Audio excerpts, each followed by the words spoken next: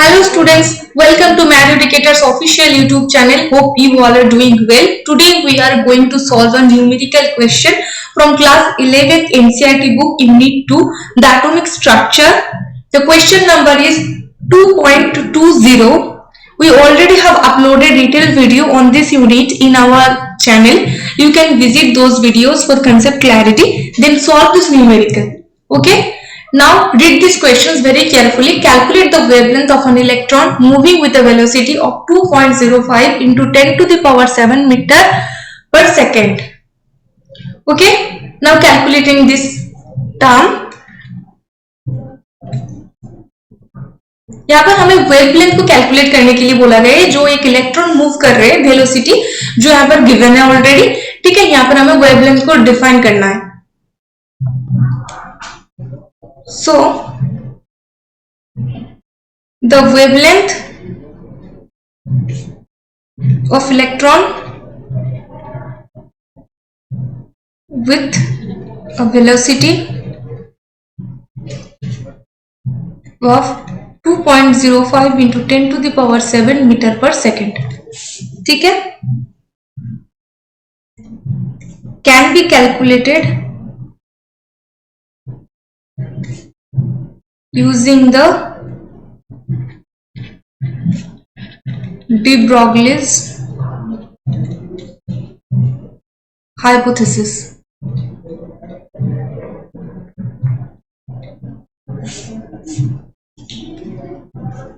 The de Broglie's wavelength is lambda.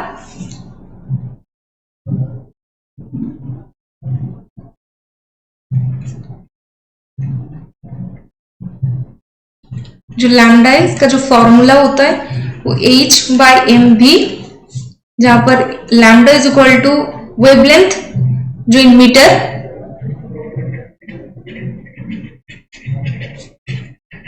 Metre में calculate करेंगे. h जो प्लैंक कांस्टेंट है एंड m जो मास ऑफ द इलेक्ट्रॉन, इसका वैल्यू है 9.109 into 10 to the power 31 in kg, and v जो है वेलोसिटी ऑफ द इलेक्ट्रॉन जो गिवन है 2.05 into 10 to the power 7 meter per second. ठीक है, यहाँ पर हमें यूनिट को ध्यान रखना है. हम सब ऐसा यूनिट में कैलकुलेट करने वाले हैं. कैलकुलेशन में आते हैं.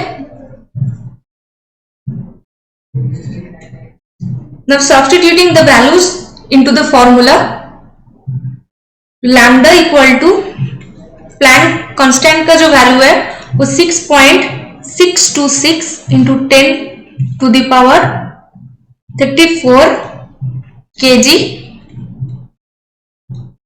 Metre square second inverse.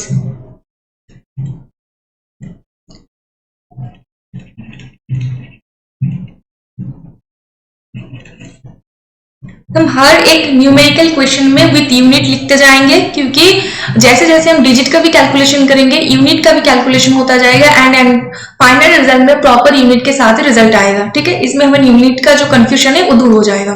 ठीक है,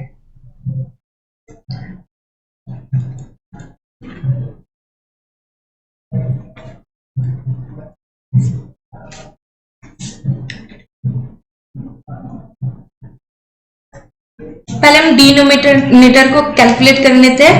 ठीक है, जो एम भी में है, यहाँ पर आप देख सकते हो डिनोमिनेटर जो है ना वो एम भी है, इसको हम कैलकुलेट कर लेते हैं.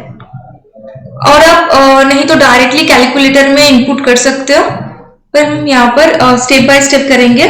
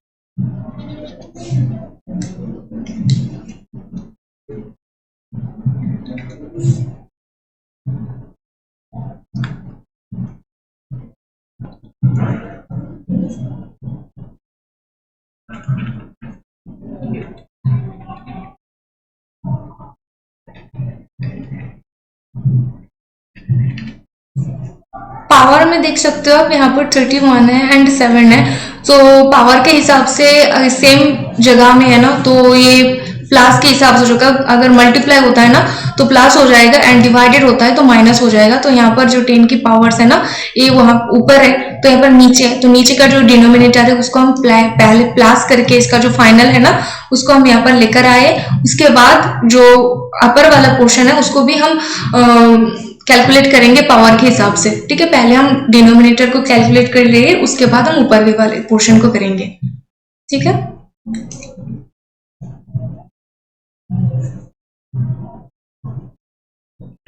अभी ऊपर वाले पोर्शन में टोटल पोर्शन जो है ना इसको हम लिखते जाएंगे पावर की।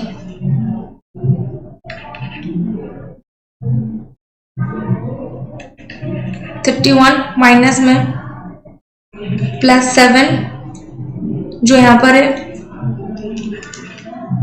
+1 क्योंकि पॉइंट में है, सबको टाइप का कर देंगे तो आ जाएगा इसका result kg meter second inverse. ठीक है, mv इक्वल टू 1.673 इंटू 10⁻⁻23। अब वेवलेंथ को कैलकुलेट करना है।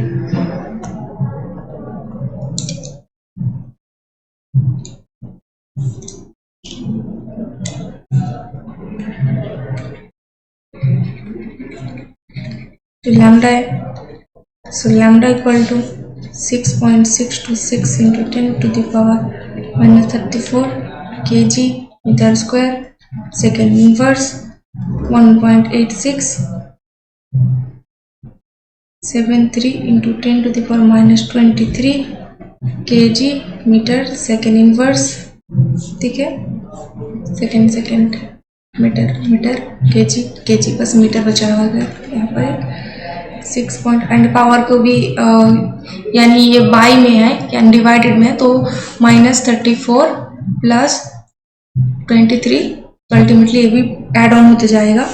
ठीक है, 6 divided by 1.8673 into 10⁻34 + -23। So lambda equal to calculate करने के बाद आता है 3.5483 इंटू 10⁻⁻11 मीटर। तो फाइनल रिजल्ट वेवलेंथ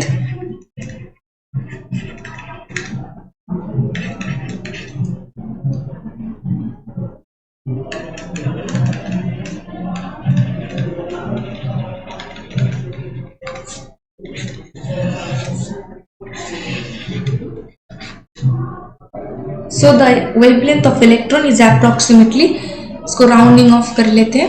ठीक है, तो 3.55 हो जाएगा तो 10⁻⁻11 मीटर। ठीक है, ये होता है फाइनल रिजल्ट।